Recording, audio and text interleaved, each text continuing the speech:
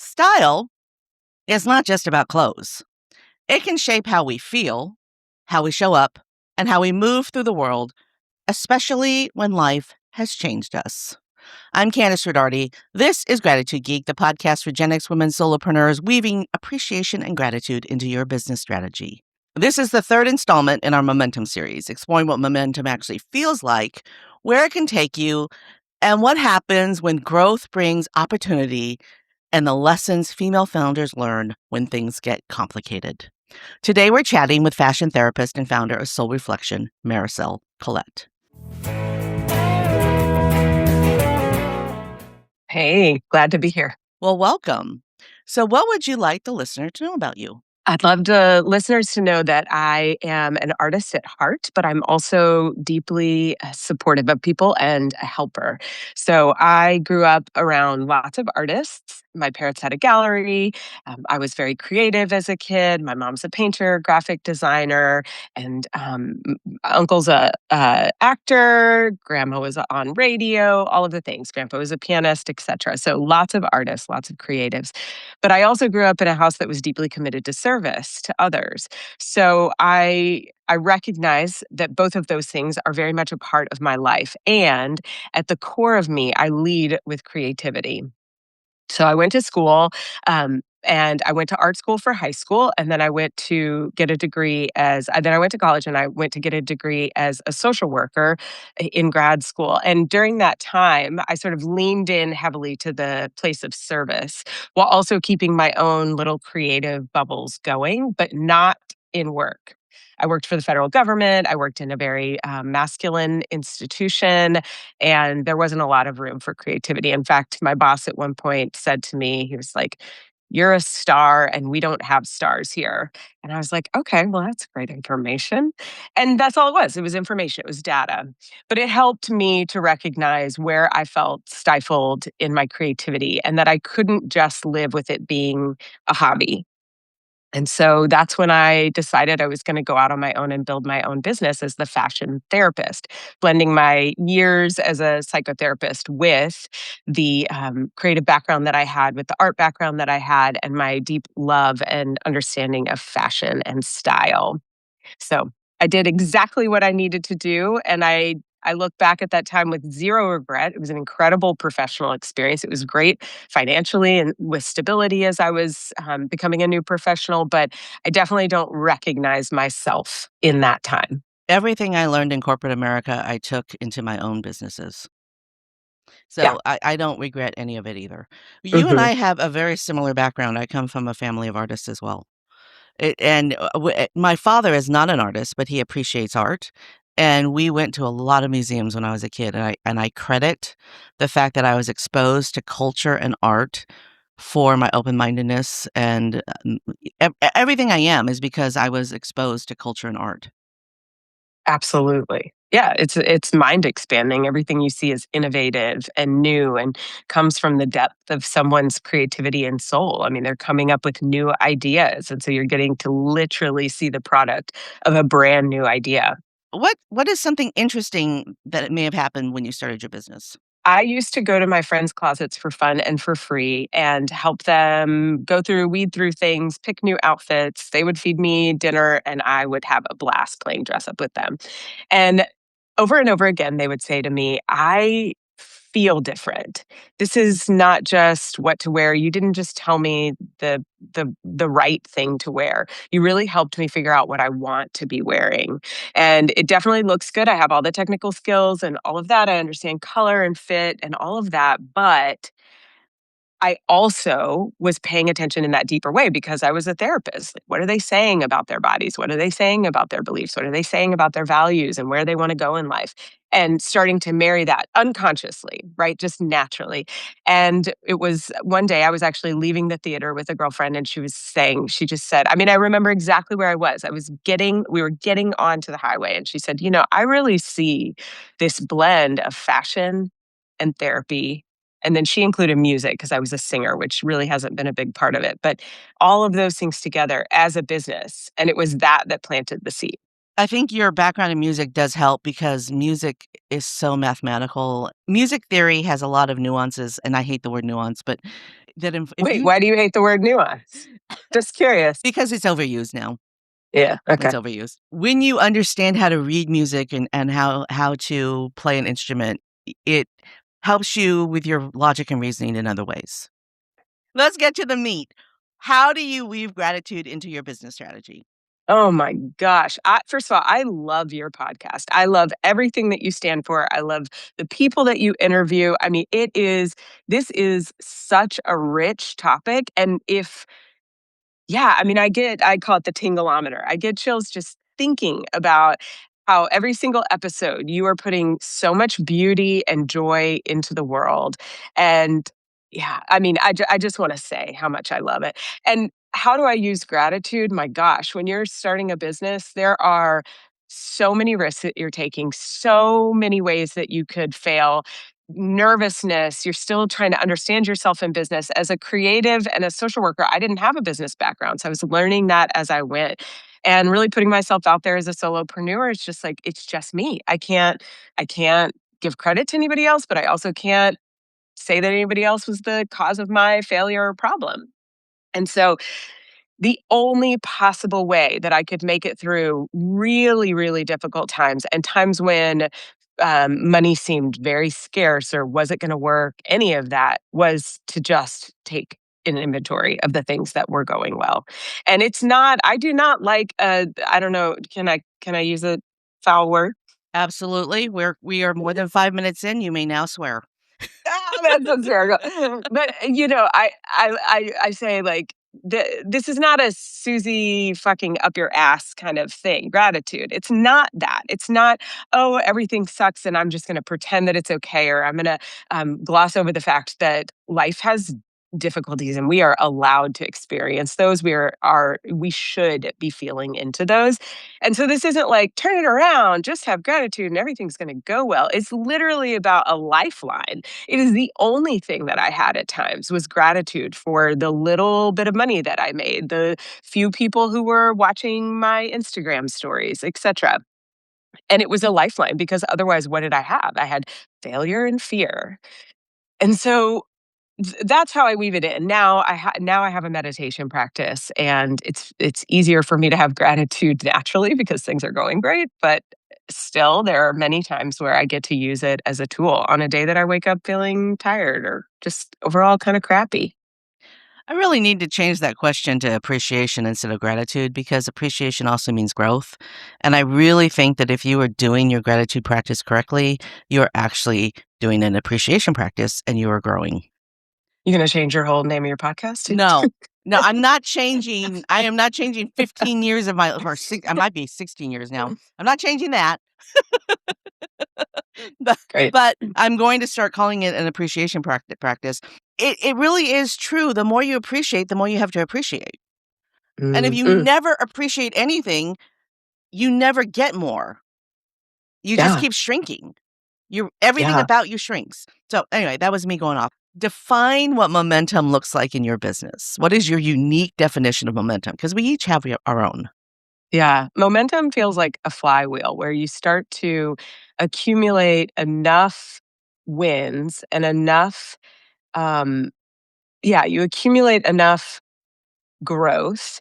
And yeah, it's so interesting because I want to use the word momentum, but you accumulate enough wins and enough successes that it starts to feel like a flywheel because it is a absolute slog starting a business, or at least it was for me. The belief that it's not going to be a climb is it's rare for people to just poof explode into success. And the climb is actually what created the resilience for me, and the capacity to hold so many things and kept me very present to the moment because I was learning one deep lesson at a time. And so momentum is that all of those things start to grow this flywheel that then I don't have to work so hard all the time because not everything is new anymore. Certain things are running on their own. I can start to bring in more support so I can pay more people to work with me and for me. And then I get to reopen into creativity because when you're in the slog, it is very hard to take time out and to feel settled enough in your nervous system to then have the capacity for grace and creativity and expansiveness. So getting momentum leads to a major increase in creativity and peace. Mm, I love that answer because peace is really what we're going for. Good answer. All right. So, how did you know that you had actually reached momentum in your business? Yeah, I think my nervous system settled enough to have conscious contact with the universe, with the power greater than myself, with the belief in just something really big and expansive that was very supportive to me. And I know that when I have momentum, the ease of my life, the gratitude comes easier, the joy comes easier. I can see more clearly. I can pay attention to the different, like I'm looking out the window right now and I can pay attention to the different tones of green in the grass in my yard. That lets me know that there's enough momentum that I can come out of fight or flight or freeze for some people. I mean, I I can give like very specific, like in my business, but that just kind of was the answer that came to me, a more spiritual answer. I'd like a specific. During COVID, of course, everybody was having to adjust to this unbelievable circumstance. And for many, it was impossible, right? It was just so impossible. And it felt yeah, I mean, it took people down physically, emotionally, spiritually, etcetera. And I had the privilege at the time, I didn't have a kid yet. And my business, I could do my work online and my husband could do his work virtually. But I have a platform that I use that actually allows me to do work with people outside of my region, so across the world. So I had an online platform. And so I had access to my work still. But there was this still I was like, I don't know what's going to happen. But then a lot of people at the 3, 4 month mark decided that they were not happy wearing leggings to work, like rolling out of bed, wearing a Zoom mullet, which is, a nice top, and then jammy bottoms or leggings. They were like, I don't know where my day begins and ends. I start my day, I roll out of bed, I get my kids fed, put them in front of the television or Zoom or I don't know, and then I roll into work and then I roll out of work and I've never changed my outfit. And they were like, I don't have the same level of confidence and concentration and focus and drive and all of that. So actually, people started really calling on me, which was a surprise that that would be the type of business that I had. And it just started to build and build and build as more as like a collective conscious of people were like, I need to feel different when I'm working because I'm in a position of power or leadership. And then the second time I felt big momentum was when I got pregnant because I'm a petite person who's very straight size. So a lot of people look at me and I'm white passing. I'm Puerto Rican, but I'm white passing. And so a lot of people look at me and they recognize the privilege that I have in finding clothes that fit and in, just having ease in my life because of my privileges. And but then I got pregnant and I had a pixie haircut that was growing out that made me look like Rod Stewart. And I had postpartum depression and anxiety. I had extreme difficulty breastfeeding. And yeah, just a really difficult pregnancy and birth. And I gained however much, like probably 50 pounds or something. And I never tried to lose it.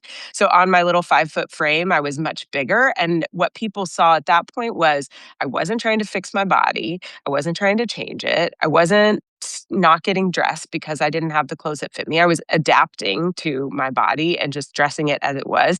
And I was still getting dressed postpartum. And I think a lot of people started to be like, oh, okay, she really walks her talk. She's going to do this in ways that I didn't think I could. I didn't think I could get dressed in a way I wanted to until I was 5 pounds lighter. I didn't think that I could manage getting dressed with a baby around, etc. So just built a lot of trust. And then there was a big momentum. And then uh, at my 10-year anniversary, there was mega momentum. Just, yeah, shifts in me, 40, turned 40 at that point. Shifts in me, shifts in Oh, my business. privilege is the right word for it.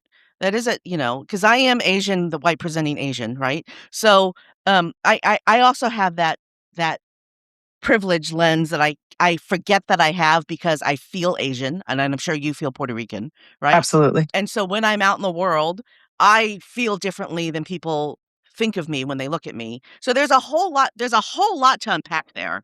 Ooh, we could have, I mean, we're not, but that is, you don't find many people who feel that way. I haven't found that many people who feel what you just said in resonance with how I feel, and also that have that specific experience.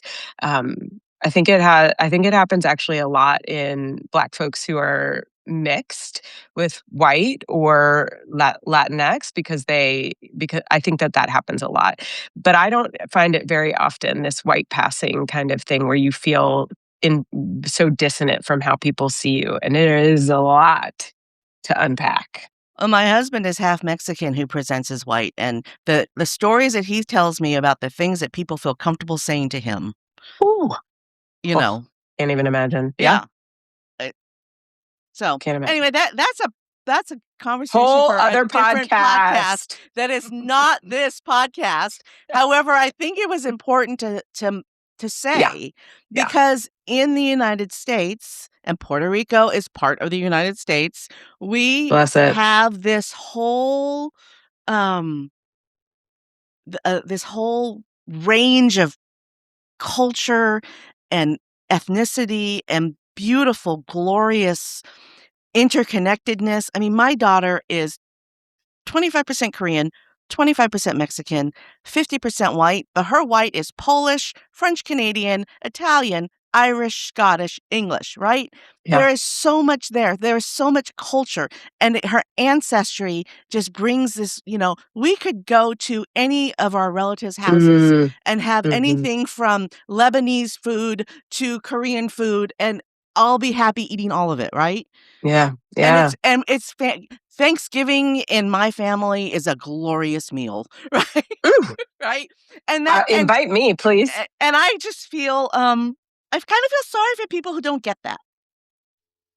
But again, Or like who have been taught to assimilate, or the just lose touch with parts of our culture because of the drive to privilege, right? Here we are having this conversation anyway. talk to me about how your background affected momentum. I think my experience as a Puerto Rican is that there's a tenacity that came with my bloodline, and a ferociousness and a confidence and a heat, like a fire that showed up. And makes me really persistent. I've always been really confident, which I also attribute to the fact that my parents celebrated me always and in all ways. Um, and really gave me a lot of freedom to practice different parts of myself, especially how I dressed. And they always said that I looked amazing, even if maybe things didn't really appeal to them. Didn't matter. It was just like they saw something else in me. They saw the creativity, the expansiveness, the curiosity. And I really, really, really give a lot of credit to that. And yeah, I've got part of it is that I live in the South, and people don't and I look white. So people don't really see until I say my name, Marisol. People don't have even a thought about the fact that I might be Puerto Rican. And then I start talking, and I talk fast, and I think really fast, and I say things, and I don't always think before I speak, and I just move. I move before I speak. This is very, very, very much like how my family does. We just go. And it's not always well accepted here in the South. And also, it is what keeps me going in the midst of a million things that could set me back. And that courage, I mean, for better or for worse, I have a wild sense of confidence. And, you know, I've probably hurt people along the way. I've definitely said stuff that people did not appreciate, and like that I probably wouldn't go back and say again. And yet it always went forward, It just always moved forward, and that's how the momentum continues to grow. And I am very much able to apologize, but I don't have a lot of, like, regret or shame about who I am and all the ways that I've fucked up. Yeah, well, the thing about momentum is if you have enough of it, when you hit that uphill, it'll take you uphill. As long as you Mhm, never put on the brakes and you never look mhm. backwards, you just keep Yeah, going forward. Even when you hit the yeah. hill, the uphill, the upward hill, facing hill. One of the things that one of the, quotes I really appreciate is, "We look back, but we do not stare, because staring diminishes our usefulness to God, ourselves, and others." So however you interpret God, right, or not. But but that statement has always been really critical for me, that I won't look back. I won't stare, because that really slows you down. You look back because you take inventory, right? Like, you definitely are paying attention, but you do not stare. Something that Dr. Ivan Meisner said on this show that has stuck with me for the years. I mean, it's been years since I interviewed, but it's really stuck with me. He said, "Spend more time looking through your windshield than your rearview mirror." And I Yeah, said, "Yes, absolutely." yeah, And that yeah, is what creates the momentum. Keep yeah. looking forward, keep moving forward. Do not You'll put on the crash if you're brakes. staring out the rearview mirror, and also, you just check Exactly. it. You check it. You You check it check it to make sure no periodically. one's coming up behind Yeah, you to ram you in yeah, the you yeah. look for obstacles, but you Right. do not stop. You do Yeah. not stop. So what surprised you most about being in momentum? Honestly, how long it took to get there. You know, I started my business. I actually left my job, the government job, and I was diagnosed with cancer that month. And I was like, okay, well, I guess I could go back or I could just ride this out. I'm so glad I chose to ride it out and didn't go into a place of scarcity. And I would say to my husband, I'm like, "It's been 6 months." He's like, "It's only been 6 months." Then I'd be like, "It's been a year." "It's only been a year." I'm like, "It's been 2 years." And, like, how the growth just being slow and said, "It's only been 2 years," he would say.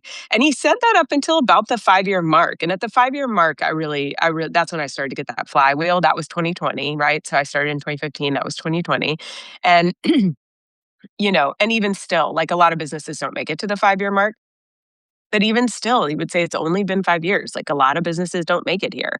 And I had a mentor tell me who's in the same field as me, and she told me or similar, nobody is a therapist and a fashion consultant and stylist that I have met yet. A lot of people care deeply, of course, about their clients and listen well, but, she's a mentor in this field, and she was like, it was my 10-year anniversary, and she was like, "You're gonna hit this momentum at the 15-year mark." And I was like, wow, wow. Things are successful, things are great. I'm in a great spot. But the idea that it's like really landing in a couple years, that feels like a long time. And that was the big surprise is how long it takes. I had a plumber once tell me that he became an overnight success after 30 years. Oh my gosh, that's the best. But That is it. yeah, That's the best. so that 5-year mark is so important, especially for solopreneurs to understand. If you quit before 5 years, you never know where you're gonna go. It's like that 6 feet from gold story. If you stop digging when you're 6 feet for gold, first of all from gold, you'll never know that the gold was there. And 5 years is not very long. It is not very long. Right. It's not very long. Feels like an eternity when it's like financial and yeah, like Yeah. figuring things out feels like an eternity, but you're right, it is not long at all. But then you get to the point where the 5 years has passed and the momentum starts and you're like, "Holy crap, I can buy a bigger house, I can get a nicer car," and all these things are just, wow. I'm so glad I stuck it out. Every time you tell a new piece of your story, I keep going, "Wow, we have so much in common." Mhm. Because That's cool. I was diagnosed with cancer the same month that my Affordable Care Act health plan went into place. Wow. Yeah, I hadn't had health insurance in over 15 years. This is the first time in 15 years I'd had health insurance, and I was diagnosed with breast cancer. And I've had breast Wow. cancer ever since. So, Yeah. lovely. Um, Mm. yeah, I'm so sorry, yeah, I'm yeah, sorry no, you're you going don't through that. no, you don't need to be sorry because it's just part of my routine, right? I hear that. It does suck, though. It does suck that it has to be part of our routine, and I've been there in different ways. Yeah, Yeah. and it's So, great, we're alive. I have one more momentum question, and then I have a lot of fashion questions. So, Great. how did momentum change your business, and did you end up where you thought you were going? I was on a podcast the other day and somebody asked me if your 18-year-old self looked at you today, what would they think? Would they have expected you to be where you are? And the answer is absolutely. Like, I always lived with the dream that I would um, grow enough to be able to speak out loud the truth that I believe, which is that everyone is beautiful. Everyone has to get dressed every day, and so they should enjoy it. And that we all have a the authenticity of who we are has the right to show up on the outside and for us to live that and be true to ourselves and feel like ourselves. And yeah, I forgot your question, but can that be my answer? That can absolutely be your answer, and it was. But did you end up where you thought you were going? You said yes. Okay.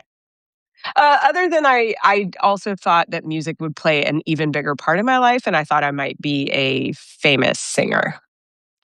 If you had asked my 18-year-old self if I thought that I'd be a podcaster when I grew up, especially having a very successful top 2.5% yada, yada, yada podcast, I would have said, "What's a podcast?" I know. Well, I don't think when I was 18 there, I don't know, were there podcasts? It was like the blogs, maybe. No, I don't No, think there were there weren't blogs when I was podcasts. a teenager either. Yeah, yeah, yeah. All right, let's shift into fashion. So Let's do it. I don't hang out on social media other than Threads. And the talk about I follow several cancer doctors just because Threads is such a feral platform that you can basically find almost anything there, and it's usually positive and uplifting. So Oh, anyway, I see a lot of nice. content about breast cancer because I follow these cancer doctors. And so I just decided that I was going to be open and honest, and I shared that if somebody had told that I really wish that I had been told when I had my partial mastectomy in 2014 that that eventually I would have one C cup breast and one G cup breast, and I'd never be able to find a bra that fits. And Yeah. I was I was diagnosed with metastatic breast cancer about 6 months after I'd had my partial mastectomy, so I didn't care about reconstruction at that point. All I cared about was living, right?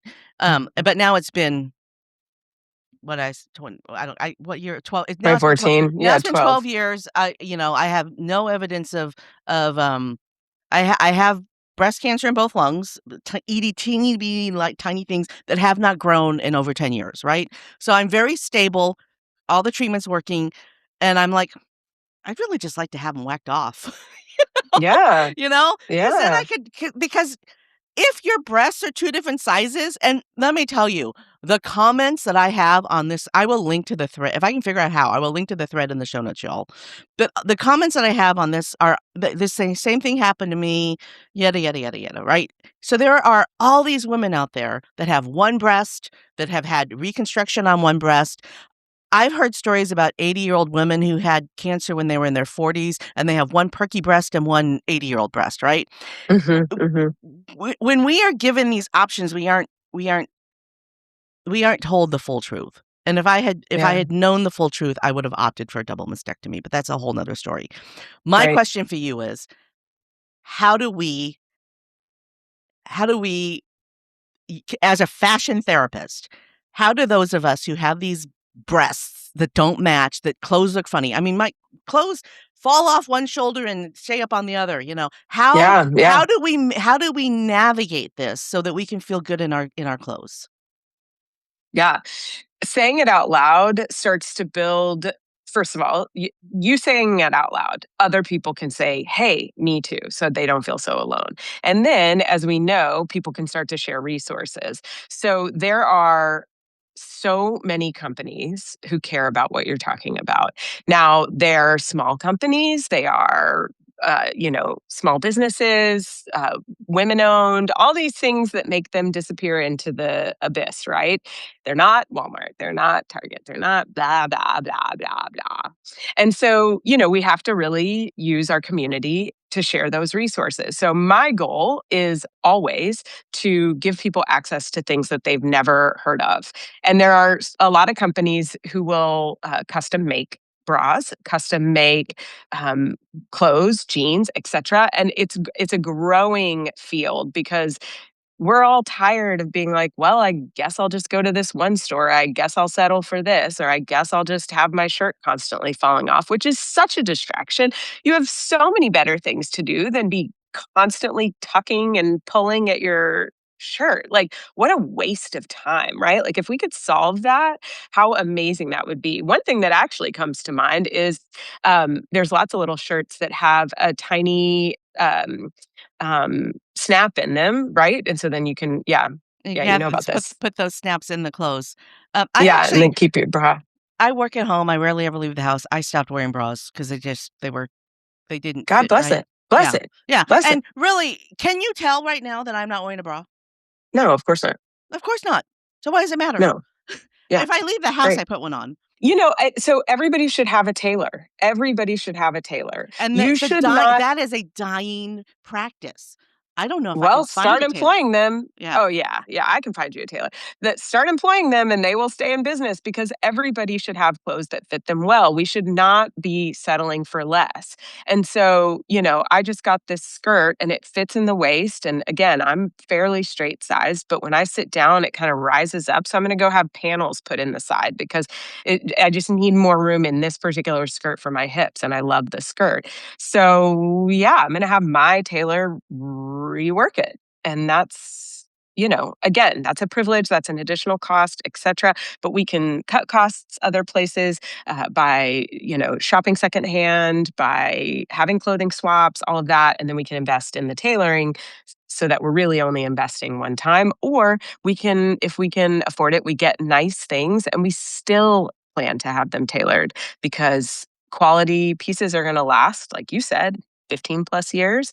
And then it's going to give you exactly what you need all the time. And just imagine the amount of freedom imagine having something that fits you so amazingly that you feel confident to wear it anywhere. So great, now you're going to more networking events, now you're going out with friends more, now you're socializing, now you feel more confident to go on dates, whatever it is that you are not doing because you don't feel confident or you feel insecure. And you can do more of that because you're not fussing with like, how do I show up at this place? Oh gosh, I have nothing to wear, which is unbelievably sad. And it happens all the time that I hear that people won't even go out with friends because they don't know what to wear. It just paralyzes them. And it's often around like things just not really fitting well and not having access to the clothes and things that really work for them. But big fashion thinks everybody has the same shape. Right. So that's why we buy nice things and we get them tailored, or we shop at companies, which again is a growing industry that have extended sizing. Do you have any favorite companies that you wanna recommend? Because 'Cause I'm For extended sizing, yeah, or just companies that you think are women-owned companies that really you think are awesome. yeah, I would love to link to them in the show notes. Yeah, yeah.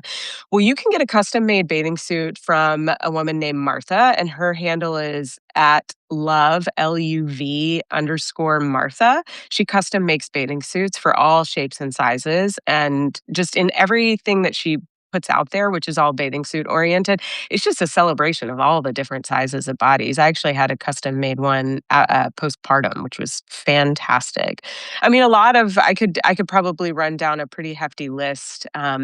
Whiskey Dog Wares makes like undergarments that are soft, handmade. I don't think they're custom made, but there's an absolute range of sizes. And then again, it's the content that they produce. Like they're putting photos of people in all shapes and of all shapes and sizes. Um, a brand that just came to me, and I'll send you the link because if somebody were to use this brand, I would get a very small commission, but this is a brand that has been around for a little while and is working well. So I invest a lot of money in jeans because I want my jeans to last. I want to be able to wear them many times before I have to wash them. And the fit of a nice jean to me is absolutely worth the investment. So Neems, Neems,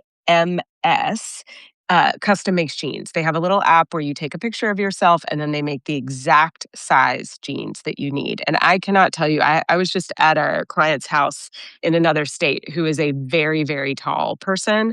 And so she's always dealing with like, does the brand have tall? Is it still a little bit too short? She has very long legs. And yeah, I saw these jeans on her. She had a pair of Neems jeans and I saw them on her and there was nothing in her closet that fit like that. And it is an investment, but it's not any more of an investment than a nice pair of quality jeans. It's the same price. Just highly recommend it. I definitely will have that link in the show notes because I have a plus-sized hourglass shape.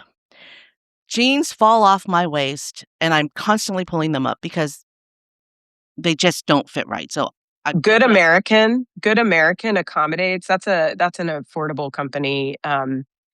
Good American accommodates for round, large butts, tiny your waists, like Yeah. that particular proportion. Yeah. Thank It's you. a good one, so you Thank don't you. have the gaping. Mhm.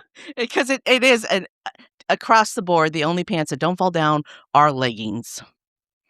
Oh, Because no, we can't just have I you in know. leggings, you I should be able know. to wear whatever you want. I know, and I love wearing jeans. So yeah, I'm so glad you gave me that list. All of those companies that Marisol just listed will be in the show notes. For the solopreneur woman who is listening to this right now, who probably spends her whole day on Zoom doing Zoom meetings, what is your fashion advice so that that we show up as our best self on camera? Head to toe. Get dressed all the way down to your feet. I have a client who has just released a book. She's a really well known woman. She was on an interview with on NPR, and she was sitting in a little black box in her city. So she was not in front of anybody. It was not being recorded. And her outfit, she's not somebody who wears heels often, but we put her in heels that day. And she said to me the most brilliant statement ever at the end of it. She said, well, they threw a curveball. They kind of threw the questions out that they had already prepped me for, and they brought up a pretty controversial topic for her to talk about. And she was like, I knew how to talk about it, but she was like, I was so glad I had my heels on because I had to be on my toes. And I cannot tell you how much that embodies exactly it. She's alone in a black box recording this, and she needed some she got all the support she needed to stay on her toes, and that had everything to do with what she was wearing. That and her intelligence, of course, right? But like and I needed to be on my toes. I was like, that's brilliant. That's brilliant. So head to toe will put you in the mindset of where you want to be. Nobody like I don't want to hire somebody who comes to work wearing their pajamas. I'm not saying there are rules. I'm just saying I don't want somebody who looks so relaxed that I don't think they can keep up with my needs at my pace. Like, if you're sleepy, we're just not going to be at the same pace. And you're not going to be that helpful to me. I need somebody who's going to help propel me and bring the momentum with me. So that doesn't mean high heels. That just means you're showing up ready to bring the momentum in the way that feels best to you, but that is apparent to me and looks like you. It doesn't look like you rolled out of bed. So whatever you wear that makes you feel like you can really attain momentum is what you should be wearing. I'm a Birkenstocks girl. You're not gonna get me in high heels. I don't care. I don't No, but see, I don't use that example. I I got know, married but in Birkenstocks. that's right. That's right, because that feels like you. I don't use that example to say because she's not a high heels person. She wears sneakers most days. But the But on like, the toes yes, analogy, it was yeah, just brilliant. It was yeah. brilliant because we easily could have put her in something very relaxed for that NPR thing. But she is somebody who's committed to give it like I have sections in her virtual closet for what to wear after a podcast so she doesn't crash, like how to like bring grounding to her outfits. So we do like a very like they'll at that point we'll do like a pretty significant sneaker that has a lot of grounding that allows her to go on a walk, or she has focus clothes. We have a focus hoodie. So I understand that you have styled people in 6 different continents on 6 different Yeah, continents. What is yeah. what is some similarities across continents, and what are some major differences? I always get heart-centered people, men, women, people across the gender spectrum. They're all heart-centered. They all have a deep desire to do something really amazing in the world. And that's just across the board. That's humanity at its best. And they come to me because they want to feel authentic and they want to be able to differentiate themselves from others. They want to like look their best, but they want to feel their best.